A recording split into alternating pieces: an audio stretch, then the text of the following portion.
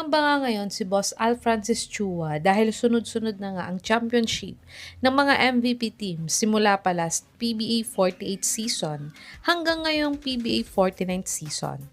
At ang isa pang ang gustong pigilan ng SMC management ay ang pag-Grand Slam ng TNT.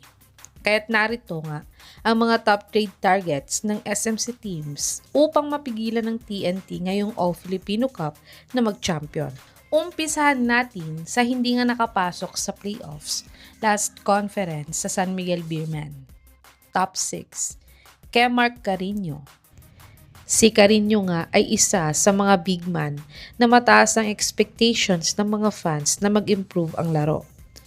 Dahil nga sa tangkad nitong 6'9", ay may shooting din naman ito sa 3 points at mid-range game. Pero hindi pa nga lumalabas ang buong potensyal ng player na to dahil siya nga ay laging off the bench pag naglalaro. Pero kung mapupunta nga siya sa gaya ng SMB na team, ay baka maturuan nga siya ng 8 times PBA MVP na si JMF ng mga post moves nito.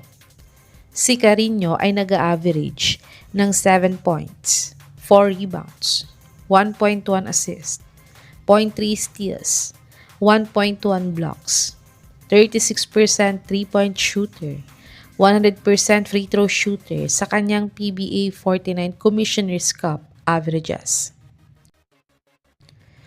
Panoorin natin ang kaunting basketball highlights ni Kemark Carino sa kanyang PBA career.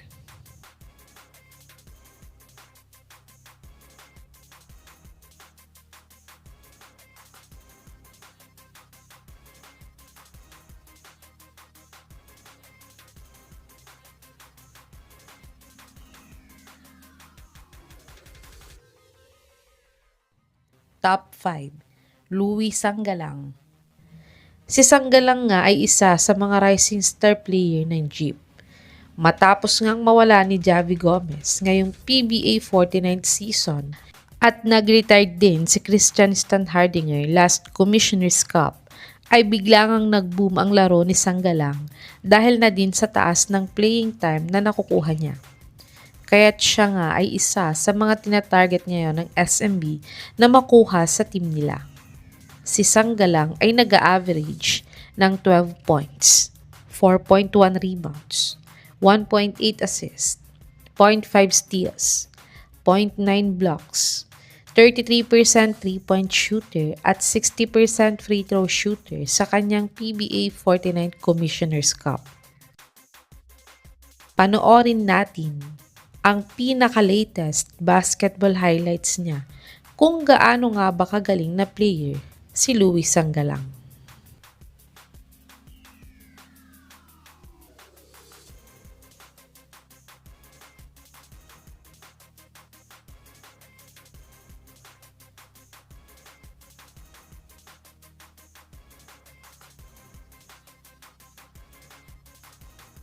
Isunod naman natin ang number 1 team ngayong All-Filipino Cup na Magnolia Hotshots. Top 4. Christian Standhardinger. Isang conference na ngang hindi naglalaro si Stan sa PBA. Ito ay dahil hindi nga siya nagpapakita sa mga team practice ng team niyang Terra Firma Jeep. At biglaan din siyang nag-announce ng retirement niya sa ongoing Commissioner's Cup. Pero sakto ngang nag-expired na din ang kontrata niya last month sa Jeep. Pero siya nga ay restricted free agent pa din ngayon dahil nasa may Jeep pa din ang PBA rights niya.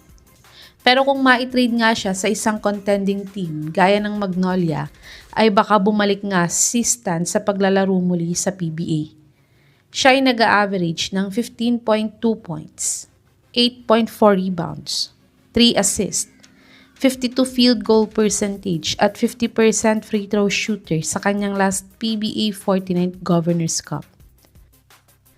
Panoorin natin ang mga pinakahuling mga highlights ni Stan sa Terra Firma Jeep.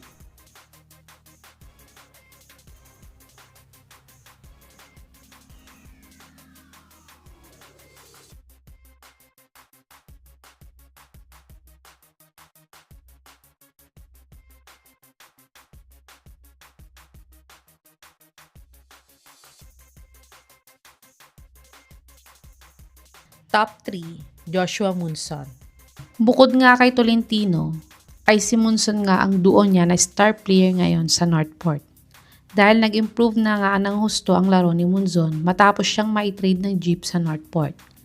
Ilang conference nga lang ang lumipas, ay isa na nga sa pinakamagaling na two-way player sa PBA itong si Munson.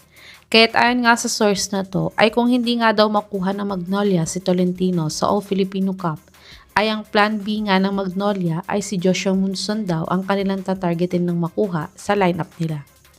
Uma-average siya ng 15.9 points, 2.8 rebounds, 3.5 assists, 1.8 steals, 0.2 blocks, 37% 3-point shooter, 77% free throw shooter this PBA 49 Commissioner's Cup.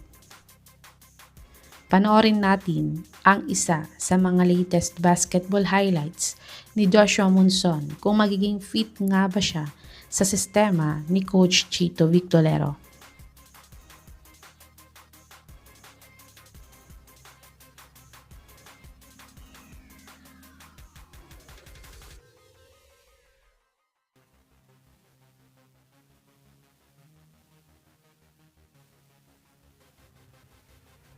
At last but not the least, ay ang kagagaling lang sa runner-up finish na Barangay Ginebra.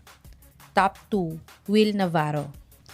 Si Navarro nga ay isa sa mga rising star player ng Northport ngayon. Dahil kahit nagaling ito sa injury last PBA 48 season, ay maganda pa din ang pinapakita nitong si Navarro sa dalawang conference na nagdaan ngayon. At siya nga ay matagal na din na tinatarget ng Ginebra na makuha, pero hindi lang natutuloy dahil nga loaded daw ang lineup nila. Pero ayon nga sa source na to, ay susubukan daw i-offer ng Ginebra itong si Ahan Misi para kay Navarro sa mga susunod na araw. Si Navarro ay nag-average ng 9.3 points, 5.6 rebounds, 2.1 assists, 1.5 steals, 0.8 blocks, 38% 3-point shooter at 59% free throw shooter sa kanyang PBA 49 Commissioner's Cup. Panoorin natin ang maikling game highlights ni Navarro kung magiging fit nga ba siya sa sistema ni Coach Tim Cone.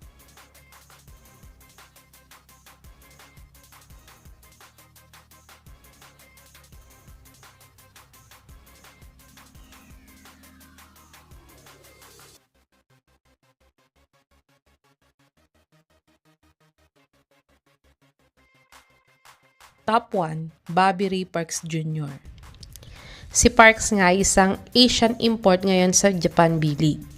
Pero ayon nga sa source sa si Sir Snow Badua ay nais na nga daw mag-upgrade ng Japan B-League sa next season nila at gusto na nila kumuha sa China, Mongolia at iba pang countries na may malalaking players upang mahasa nga ang mga local players nila sa Japan pag nasa may international games na sila gaya ng FIBA.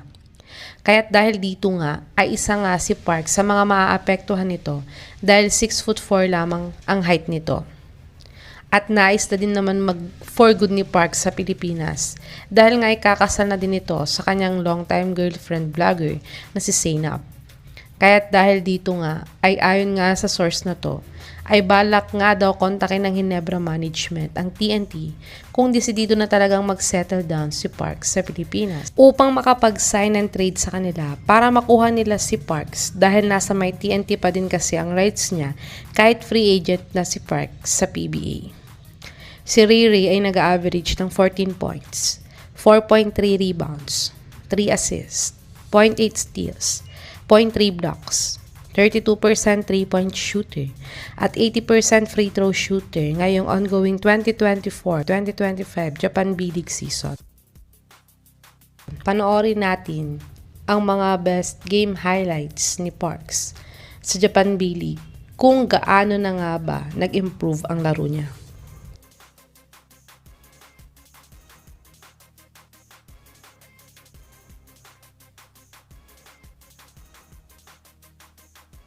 Ito ang mga latest top trade targets ng SMC teams upang mapigilan ulit mag-champion ng TNT ngayong All-Filipino Cup at para pigilan din sila sa Grand Slam run nila. Sa tingin niyo mga kabubbles, mapipigilan kaya ng SMC teams ang Grand Slam run ng TNT Tropang 5G? I-comment nyo na po yan sa baba.